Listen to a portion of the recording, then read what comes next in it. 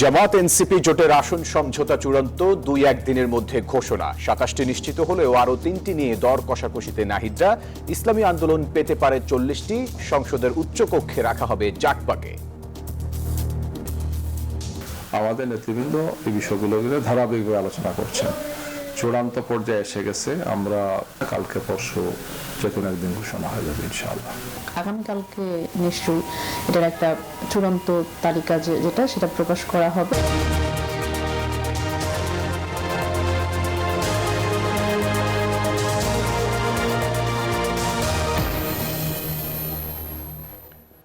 দেখছিলেন প্রধান শিরোনাম।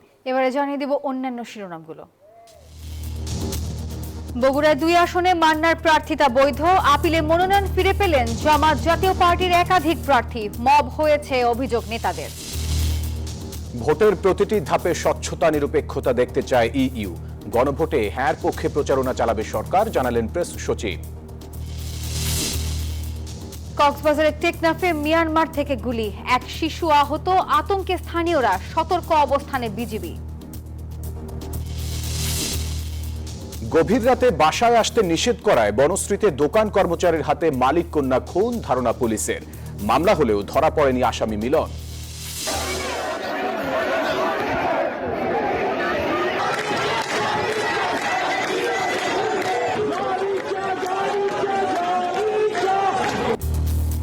বিক্ষোভে উত্তাল ইরান, হতাহতের চাপে বিপর্যস্ত চিকিৎসা ব্যবস্থা। শাসক বদলে সহায়তায় প্রস্তুত যুক্তরাষ্ট্র, বললেন ট্রাম্প। এবং বিশ্বকাপ ক্রিকেট নিয়ে আইসিসি থেকে এখনো কোনো ইমেইল পায়নি বিসিবি। ক্রিকেটের স্বার্থে অপেক্ষার কথা বললেন সাবেক অধিনায়ক হাবিবুল বাশার। স্বাগত নিউজ 24 সংবাদে। আর পুরো আয়োজনে আপনাদের সঙ্গে আছি আমরা দুজন, আমি নাফিসা হক এবং আমি ফয়সাল মাহমুদ। দর্শক দেখছিলেন বিআরবি কেবলস সংবাদ শিরোনামগুলি। যাচ্ছি পুরো খবরে। আগামী ২-১ দিনের মধ্যেই জামাত এনসিপি সহ ১১ দলীয় নির্বাচনী জোটের আসন বন্টনে আসছে চূড়ান্ত ঘোষণা। এর মধ্যে ২০০ আসন রেখে জোট শরিকদের ১০০ আসন ছাড়তে যাচ্ছে জামাত। এর মধ্যে ইসলামী আন্দোলন পেতে পারে ৪০ থেকে ৪৫টি, এনসিপি ২৭ থেকে ৩০, খেলাফত মজলিস ১৩ আর বাংলাদেশ খেলাফত মজলিস ৭। জোটের আরেক শরিক উচ্চকক্ষে আসন দিয়ে খুশি রাখতে চায় জামায়াতে ইসলামী। বিস্তারিত তাওহিদুল ইসলামের প্রতিবেদনে। জুলাই সনদ আর গণভোট ইস্যুতে রাজপথে জামায়াতের সাথে থাকা ৮ রাজনৈতিক দল অবশেষে নির্বাচনী মাঠে।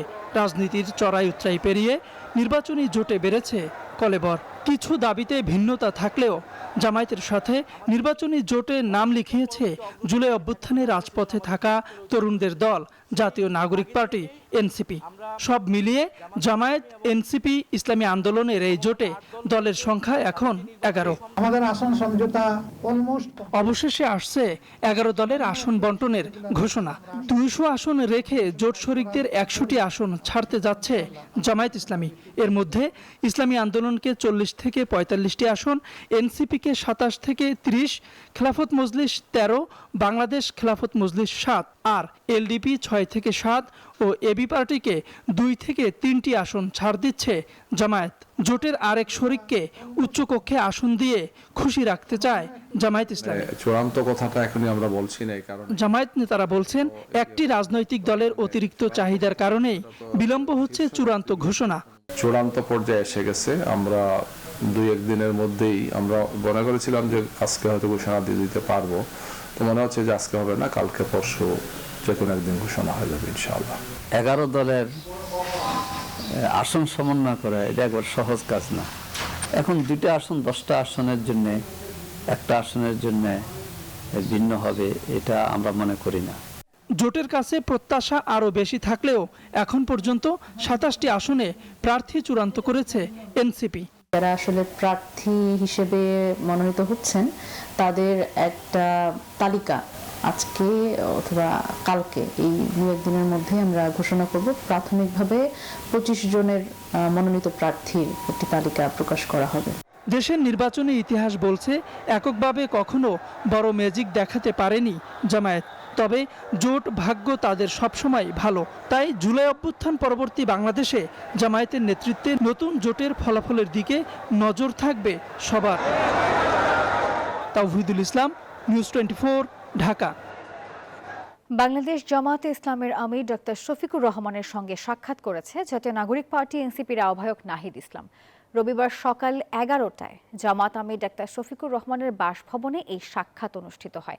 এ সময় তারা আসন্ন জাতীয় সংসদ নির্বাচন ও সাম্প্রতিক রাজনৈতিক পরিস্থিতির সামগ্রিক পরিস্থিতি নিয়ে আলোচনা করেন। আর এছাড়া 11 দলীয় আসন সমঝোতায়ও জামায়াতের সঙ্গে রয়েছে এনসিপি। নির্বাচনী বৈতরণী পার করতে জামায়াতকেই ভরসা মনে করছে দলটি।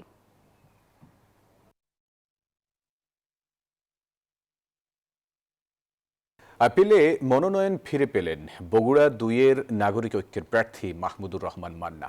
আর একই দিন প্রার্থিতা ফিরে পেয়েছেন চাঁদপুর 2-এর জামায়াতের প্রার্থী আব্দুল মোমিন ও জামালপুর 3-এর মুজিবুর রহমান আজাদি। মবের ভয়ে রিটার্নিং কর্মকর্তারা জাপা এবং নাগরিক ঐক্যের প্রার্থীদের মনোনয়ন বাতিল করেছেন বলে অভিযোগ করেছেন নেতারা। আর এদিকে সীমানা জটিলতায় আটকে থাকা কুমিল্লা 2 আসনে নির্বাচনে আর বাধা নেই বলে জানিয়েছে চেম্বার আদালত। দোরগোড়ায় ত্রয়োদশ জাতীয় নির্বাচন, নানা জটিলতায় মনোনয়ন থেকে ছিটকে পড়াদের ভিড় এখন ইসিতে। দ্বিতীয় দিনে 71 থেকে 140 নম্বর পর্যন্ত আপিলের শুনানি হয়। এর মধ্যে প্রার্থিতা ফিরে পেয়েছেন বগুড়া 2 আসনের নাগরিক ঐক্য মনোনীত প্রার্থী মাহমুদুর রহমান মান্না। মনোনয়ন ফেরত পেয়েছেন চাঁদপুর 2 আসনে জামায়াত প্রার্থী আব্দুল মনির ও জামালপুর 3 আসনে মুজিবুর রহমান আজাদি। মবের ভয়ে জাতীয় পার্টি ও নাগরিক ঐক্যর প্রার্থীদের মনোনয়ন বাতিল করা হয়েছে বলে অভিযোগ করেছেন দলগুলোর নেতারা। মবতন্ত্র রিটার্নিং কর্মকর্তাকে ডমিনেট করেছে এবং যে কারেক্টগুলো তারা করতে পারতেন, বলতে পারতেন, অ্যালাউ করতে পারতেন, মবের ভয়ের কারণে তারা করতে পারেনি। আমাকে বিরোধিতা করবার জন্য যে মবক্রাসি করা হয়েছে, এটা ইলওমেন এক কথায় খুবই একটা অশুভ ইঙ্গিত, যার কারণে আমি মনে করি জেলা প্রশাসক নিজে বিচলিত হয়ে সামাল দেবার জন্য মনে করেছেন একটা খারাপ পরিস্থিতি হবার চাইতে বিষয়টা নির্বাচন কমিশনে যাওয়াই ভালো, না হলে এটা বাতিল করবার কোনো কারণ ছিল না। তবে আপিলে মনোনয়ন ফিরে পাওয়ায় বেশিরভাগ প্রার্থী সমর্থকরা জানান সন্তুষ্টি। আপিলে আজকের আমার মনোনয়নপত্র বৈধ বলে ঘোষণা করছেন। তাড়াহুড়া করতে গিয়ে আমার 20 নম্বর পৃষ্ঠায় স্বাক্ষর হয়নি বিধায় আমার মনোনয়নপত্রটি রিটার্নিং কর্মকর্তা বাতিল করেছিল। আপিলেটে আমি বৈধতা পেয়েছি। হলফনামা অঙ্গীকারনামায় দস্তখত করা হয়েছিল না, এই জন্য বাতিল হয়েছিল। পরবর্তীতে সংশোধন করে আপিল করি, আজকে আল্লাহ রহমতে সেটা বৈধতা পেয়েছে। এদিকে সীমানা জটিলতায় আটকে থাকা কুমিল্লা 2 আসনে নির্বাচনে আর বাধা নেই বলে জানিয়েছেন চেম্বার আদালত। চেম্বার জজ আমাদের এই আবেদন শুনে ইসির যে সিদ্ধান্ত সেটাকে বহাল রেখেছে এবং দাউদকান্দি 1, দাউদকান্দি এবং মেঘনা এবং কুমিল্লা 2, হোমনা এবং তিতাস বহাল রেখেছেন। এদিকে সকালে ত্রয়োদশ জাতীয় সংসদ নির্বাচন ও গণভোটকে সামনে রেখে সেনাবাহিনী সহ আইন শৃঙ্খলা বাহিনীর 16টি সংস্থার সাথে বৈঠক করে নির্বাচন কমিশন। ইসি আবুল ফজল মোহাম্মদ সানাউল্লাহর নেতৃত্বে সংস্থাগুলোর সাথে প্রতিনিধিদের এই বৈঠক হয়। সামিয়া মাহতাব রোজা, নিউজ 24, ঢাকা। জাতীয় পার্টি ও জাতীয় গণতান্ত্রিক ফ্রন্ট এনডিএফ প্রার্থীদের প্রার্থিতা কেন অবৈধ ঘোষণা করা হবে না তা জানতে চেয়ে রুল জারি করেছেন হাইকোর্ট। আগামী 2 সপ্তাহের মধ্যেই জবাব দিতে হবে নির্বাচন কমিশনকে। রিটের প্রাথমিক শুনানি শেষে রবিবার এই রুল জারি করেন উচ্চ আদালত। গত 7 জানুয়ারি জাতীয় পার্টি ও জাতীয় গণতান্ত্রিক ফ্রন্টকে নির্বাচন থেকে বিরত রাখতে চেয়ে করা রিটের শুনানি 11 জানুয়ারি পর্যন্ত মুলতবি করেন হাইকোর্ট।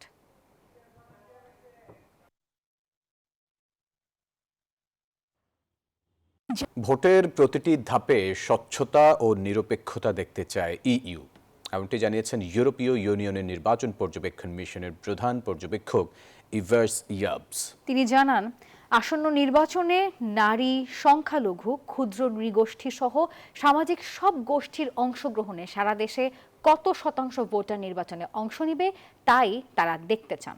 আর এদিকে প্রেস সচিব শফিকুল আলম বলেছেন, আগামী নির্বাচনকে খুবই গুরুত্বের সঙ্গে দেখছে ইইউ। 2008 সালের পর এবার জাতীয় সংসদ নির্বাচনে প্রায় 2000 পর্যবেক্ষক পাঠাচ্ছে ইউরোপীয় ইউনিয়ন। রোববার দুপুরে রাজধানীর গুলশানে পর্যবেক্ষক মিশনের প্রথম সংবাদ সম্মেলনে একথা জানান এই মিশনের প্রধান আইভার্স ইয়ারজবস। জানান নির্বাচনের প্রস্তুতি পর্যবেক্ষণ করতে ইতিমধ্যে ঢাকায় পৌঁছেছে 56 জন পর্যবেক্ষক। 56 long-term observers are arriving.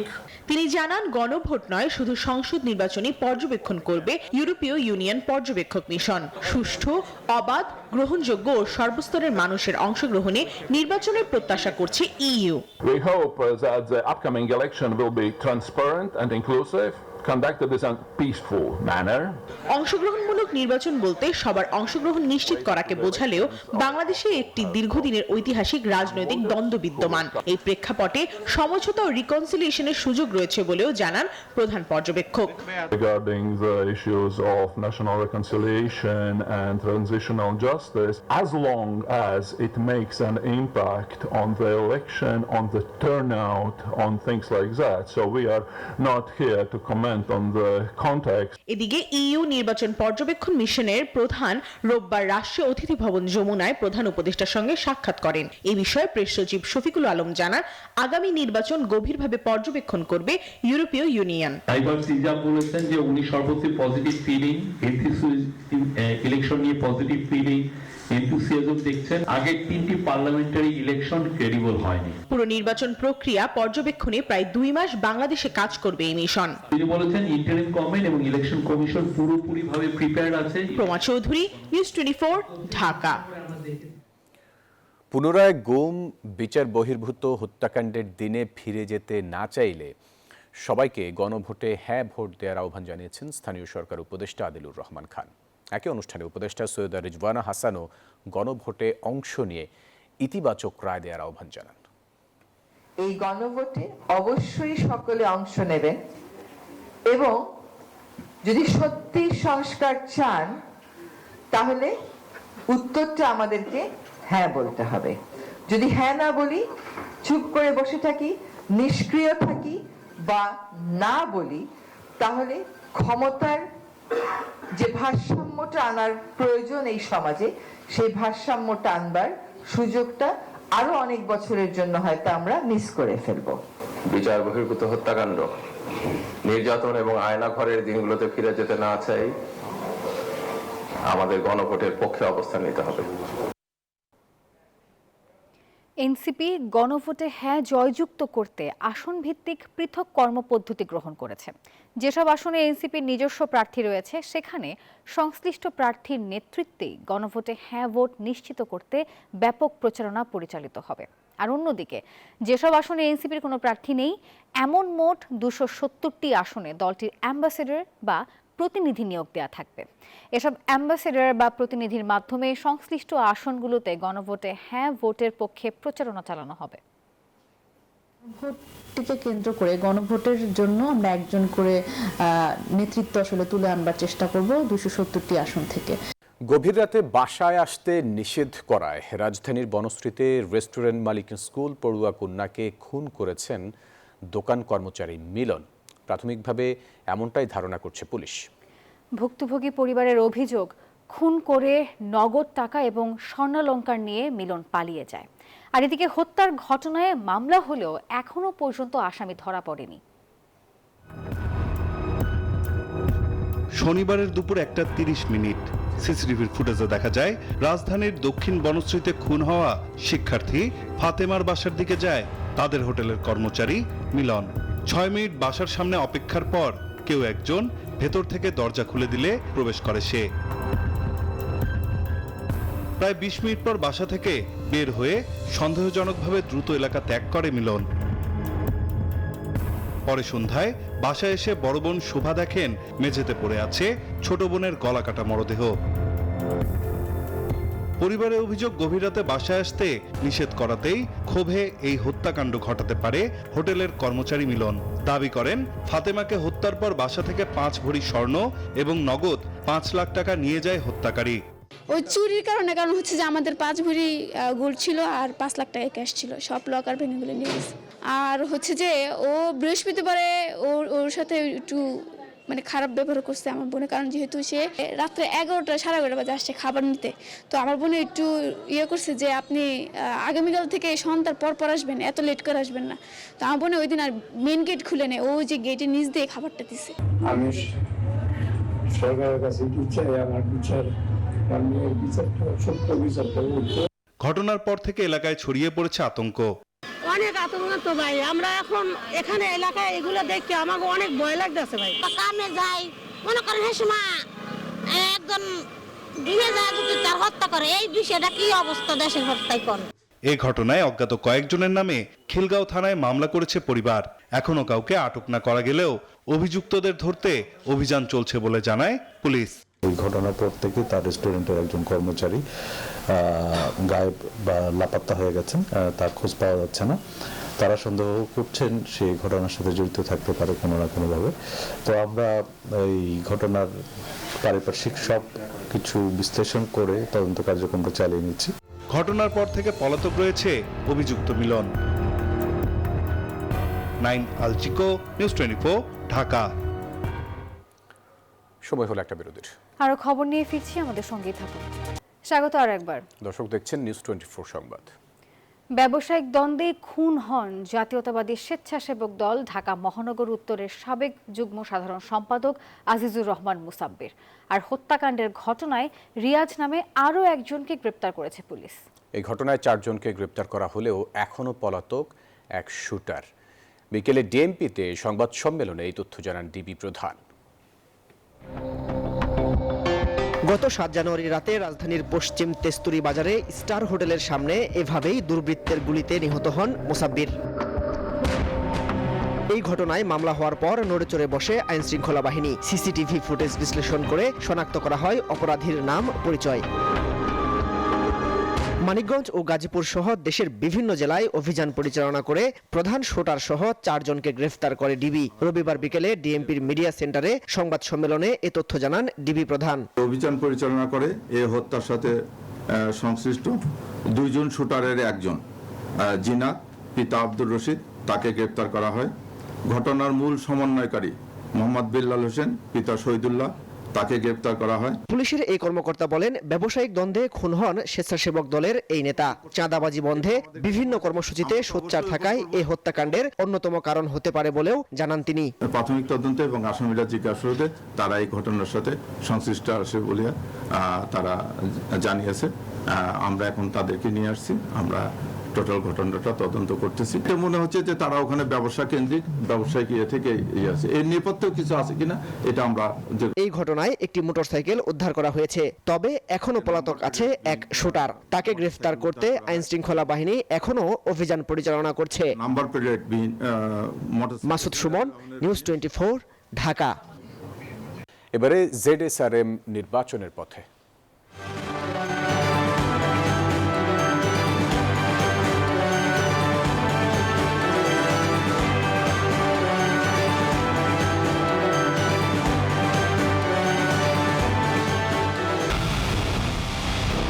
পুরো দেশের মুখে হাসি ফোটাতে নিজেকে হতে হয় স্ট্রং, আর মনোবল হতে হয় স্পার্ক জিরো। জেডএসআরএম 25 বছরের পথ চলায় নিরাপদে রাখার প্রত্যয়ে। কিশোরগঞ্জ 5 আসনের প্রার্থী সৈয়দ এহসানুল হুদার বিরুদ্ধে রাতারাতি হলফনামায় পরিবর্তন এবং জাল জালিয়াতির অভিযোগ উঠেছে। তার প্রতিপক্ষ প্রার্থীর অভিযোগ, নির্বাচন কমিশনের ওয়েবসাইটে প্রথমে আপলোড করা হলফনামার 11 জায়গায় অসঙ্গতির তথ্য গণমাধ্যমে আসার পর 7 জানুয়ারি আপিল হয় কমিশনে। শেখ মুজিবুর রহমান ইকবালের অভিযোগ, আপিল নিষ্পত্তি না করেই ওয়েবসাইটে জাল জালিয়াতি করে নতুন হলফনামা আপলোড করা হয়েছে। আর এই ক্ষেত্রে কমিশনের নিরপেক্ষতা নিয়ে প্রশ্ন তৈরি হয়েছে। দর্শক, এই নিয়ে বিস্তারিত থাকছে ডেস্ক রিপোর্টে। কিশোরগঞ্জ 5 আসনে নাটকীয়ভাবে প্রার্থী পরিবর্তন ও শেষ মুহূর্তে হলফনামা নিয়ে আইনি জটিলতায় আসনটি এখন বিতর্কে জর্জরিত। শুরুতে এই আসনে মনোনয়ন দেয়া হয়েছিল উপজেলা বিএনপির সভাপতি শেখ মুজিবুর রহমান ইকবালকে, তবে সেই সিদ্ধান্ত পরিবর্তন করে বিএনপি। নিজ দল বিলুপ্ত করে আসা সৈয়দ এহসানুল হুদাকে সেই আসনে প্রার্থিতা দেয় মির্জা ফখরুল ইসলাম আলমগীর। প্রার্থী পরিবর্তন প্রতিবাদ নিয়ে যখন জটিলতা চলছে, তখন নতুন মোড় আসে সৈয়দ এহসানুল হুদার দাখিলকৃত হলফনামার সামনে আসায়। সৈয়দ এহসানুল হুদা যে হলফনামা নির্বাচন কমিশনে জমা দিয়েছেন সেই হলফনামায় মোট 11টি তথ্যের ত্রুটি দেখা যায়। 3 নম্বর কলামের খ অনুচ্ছেদে ভুল তথ্য, গ অনুচ্ছেদে অসম্পূর্ণ তথ্য এবং 7 নম্বর কলামের ক অনুচ্ছেদে ভুল তথ্য দেয়া হলফনামা নিয়ে একাধিক সংবাদ মাধ্যমে প্রতিবেদনও প্রকাশিত হয়। তবে এসব প্রতিবেদন প্রকাশের পরপরই রাতারাতি আগের হলফনামাটি সরিয়ে নতুন একটি হলফনামা পুনরায় আপলোড করা হয় বলে অভিযোগ উঠেছে। এদিকে তথ্যে গড়মিল থাকার অভিযোগ তুলে দলেরই সাবেক মনোনীত প্রার্থী শেখ মুজিবুর রহমান ইকবাল আনুষ্ঠানিকভাবে বিএনপি মনোনীত প্রার্থী সৈয়দ এহসানুল হুদার মনোনয়ন বাতিলের দাবি জানিয়ে অভিযোগ দায়ের করেছেন। শেখ মুজিবুর রহমান ইকবাল বলেন, হলফনামা সঠিকভাবে পরীক্ষা করলে এই মনোনয়ন বৈধ হওয়ার কোনো সুযোগ নেই। যে কোনোভাবে হোক সে ওই তার অবৈধ এবং হলফনামাবিহীন নোটারি করা হলফনামাটি বদলায় আবার পুনরায় জালিয়াতির মাধ্যমে নোটারি করে আবার একটি হলফনামা ঢুকে দিয়েছে।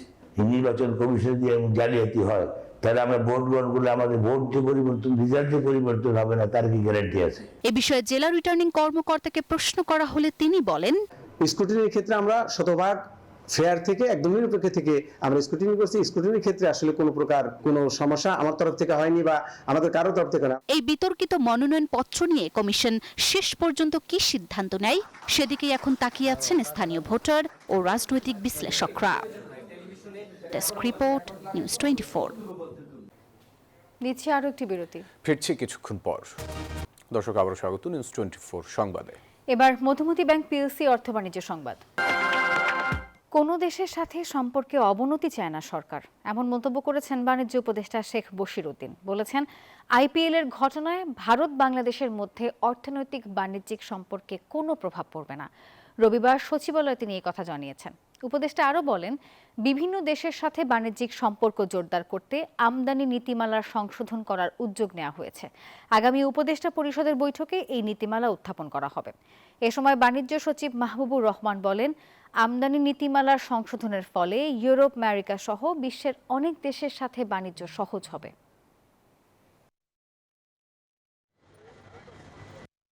আমরা উদার বাণিজ্যে বিশ্বাস করি, আমরা পৃথিবীর সমগ্র দেশের সাথে উদার বাণিজ্যে আমাদের কার্যক্রম নিয়োজিত আছে। আমাদের দেশ স্পেসিফিক মানে যতক্ষণ পর্যন্ত না আমরা মনে করি যে কোনো একটা পার্টিকুলার বাণিজ্যে আমাদের স্থানীয় অর্থনীতিকে ক্ষতিগ্রস্ত করছে, ততক্ষণ পর্যন্ত আমরা কোনো বাইল্যাটারাল সিদ্ধান্ত নিই না।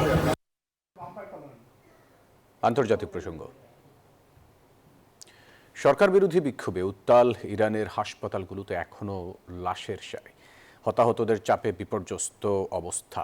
একদিন আগে অন্তত 200 মানুষের মৃত্যুর খবর পাওয়া যাচ্ছিল, তবে নিহতের আসল সংখ্যা কত তা এখনও জানা যায়নি। আর এদিকে ইরানে ইসরায়েলি গোয়েন্দারা সক্রিয় বলে দাবি করেছেন দেশটির একজন মন্ত্রী। আর দেশটির হামলা চালানোর কথা জোরে সোরেই ভাবছেন মার্কিন প্রেসিডেন্ট ডোনাল্ড ট্রাম্প। রাজধানী তেহরানের হেরাভি বা চিৎকার, যেদিকেই চোখ যায় শুধুই মানুষের ঢল।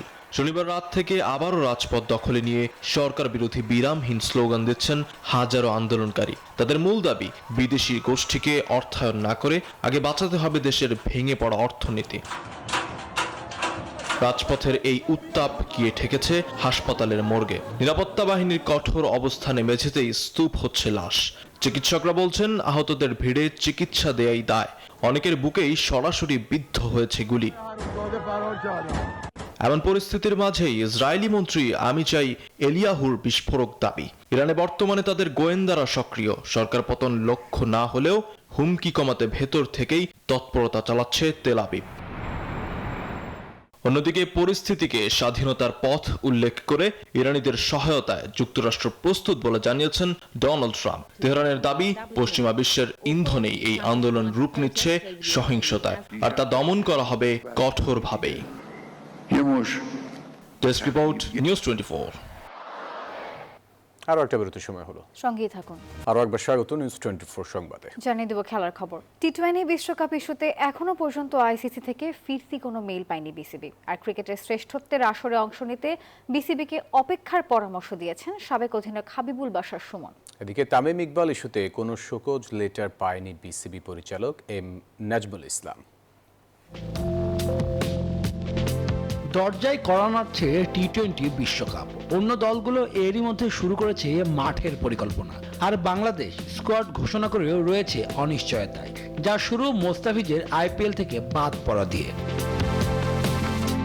আর ইটের জবাব পাটকেলে দিয়েছে বিসিবি, বিশ্বকাপে অংশগ্রহণ না করতে চেয়ে। এবারের বিশ্বকাপে না খেলা হলে শুধু লস ক্রিকেটারদেরই নয়, বিসিবিও আর্থিকভাবে পড়বে ক্ষতির মুখে।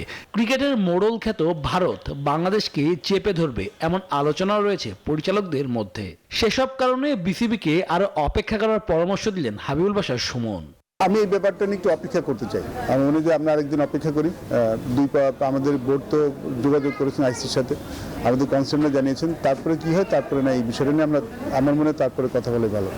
বিসিবি সভাপতির দায়িত্ব নিয়েই চাপে রয়েছেন আমিনুল ইসলাম বুলবুল। একের পর এক ঘটনায় প্রশ্নবিদ্ধ তিনি, তবে বিসিবিতে কর্মরতদের সহযোগিতা পাচ্ছেন সভাপতি। চাপ তো সবসময় থাকবেই, চাপ is part of parcel in this life. একটু ডিস্ট্রেস থাকেন মাঝে মাঝে, but I think he has got knowledge, এই চাপটা কি হ্যান্ডেল করবে সেই নলেজটা ওনার আছে। তামিম ইকবালকে ভারতের দালাল বলায় বিসিবি পরিচালক এম নাজমুল ইসলামকে শোকজের কথা জানিয়েছিলেন আমিনুল ইসলাম বুলবুল, তবে এটি সত্য নয় বলে জানিয়েছেন স্বয়ং এম নাজমুল ইসলাম। আপনাকে বিসিবি থেকে কোনো জানায় না, যে কারণ দর্শনের কোনো বিষয় জানায় না আপনাকে? কথা বলা হয়েছে। ক্রিকেটের বৈশ্বিক আসরে বাংলাদেশের শিরোপা নেই একটিও, এমনকি এশিয়া কাপের ট্রফিও জিততে পারেনি লিটন মিরাজরা। তবে ক্রিকেট সবসময় মুখরোচক গল্প হয়ে দাঁড়ায় মাঠের বাইরে। শুভদেবনাথ, নিউজ 24, ঢাকা। দর্শকের এই ছিল নিউজ 24 সংবাদের এখনকার আয়োজনে। ধন্যবাদ সবাইকে সাথে থাকার জন্য।